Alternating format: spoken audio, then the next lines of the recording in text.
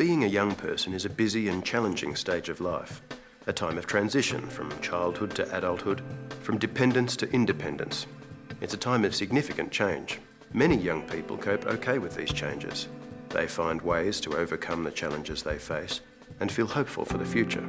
But for some young people, the challenges can't be overcome alone. So much pressure all the time. All I want to do is chill out for a while. My mum wants to know everything. She won't leave me alone. My best friend wanted me to get drunk with her. I didn't know whether I should or not. Mum and Dad just don't get it. Well, schoolwork takes over everything. There's no time for anything else. Dad just really annoys me sometimes. But he's starting to cut me some slack. We argue heaps, but we're starting to work stuff out. Young people can feel under quite a lot of pressure during this time of life. They can end up feeling overwhelmed, inadequate, or even angry and despondent about their lives. As a parent, your ideas, care, and at times advice can offer a different perspective about how to cope with the daily challenges. So what are some things you can do to help a young person when they're going through tough times? In order to support your child, it's important to understand that adolescence is a time of change for the whole family, not just the young person. Some things to keep in mind are: make sure you keep communication open, make time to be available, make sure you listen, don't do all the talking, be interested in their lives, and keep up to date to what's happening for them.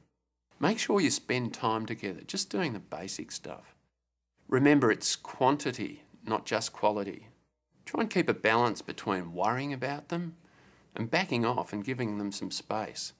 Keep a balance between being critical and being complimentary and encouraging of them. Remember, the more enjoyable and fun stuff you do together, the more your children will probably listen to you when things aren't going so well. If you're wondering whether your child's behaviour is just the normal ups and downs of adolescence, or something more to be really worried about, maybe even a mental health problem, then talk to a range of other parents about what their children are up to. You don't have to mention what's happening to your child. Most parents know their children pretty well, so if you have a hunch that something's amiss, check it out, especially if they're not getting on with their friends, they're not doing well at school, if they're not enjoying anything, they're not eating, sleeping. If you do find out your child is taking drugs or hurting themselves or getting drunk all the time, this can be really frightening for parents. Some things to keep in mind are that we all feel ashamed or guilty or angry or frustrated when our kids are struggling. It's important to manage these feelings so that you can talk to your child about it calmly, directly, and with warmth and concern, rather than in anger and frustration. Try to understand what's leading them to engage in these risky behaviours. And remember, if you find your child suicidal, you need to get help straight away. If there's conflict or tension with the young person, or they just don't want to listen or talk to you, it can be a very frustrating time for parents.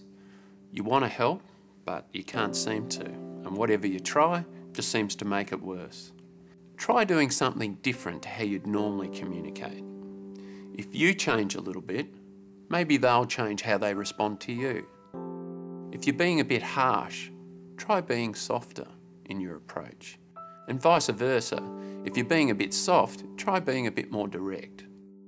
Be a good role model and show that you can change when things get a bit stuck. If you're focusing on your child's problems all the time, maybe talk about some of the challenges you're facing in your life and how you're managing them. Also, acknowledge what other things might be putting stress on the family. Parents not getting on, financial problems, another family member being unwell or unhappy. And if you don't seem to be able to get through no matter what you try, let your child know that you're happy if they talk to someone else, like a supportive, trusted family friend or relative.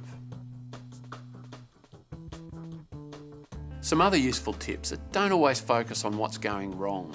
Focus on what's going right as well. If you're angry, tired or frustrated, or they're tired, hungry or hungover, it's not necessarily the best time to be talking about problems. And if you find yourself getting nowhere when talking about things, do something together. Go for a walk, go to a cafe, a movie, a football match, anything. Just try and do something that you both enjoy. If nothing seems to work and you just don't know what to do, get some professional help. An outside perspective can be really useful. The best person is someone the young person feels comfortable and safe speaking to. A school counsellor, a GP, a community health worker, someone at Headspace. If the young person refuses to see anyone themselves, you could suggest seeing someone as a whole family to deal with the issues. If there's still resistance, it's a good idea for parents to seek help for themselves, to find new ways to support the young person.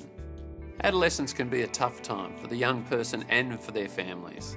And if you're at all worried, it's probably best to seek help sooner rather than later. So it's normal for young people to have their ups and downs.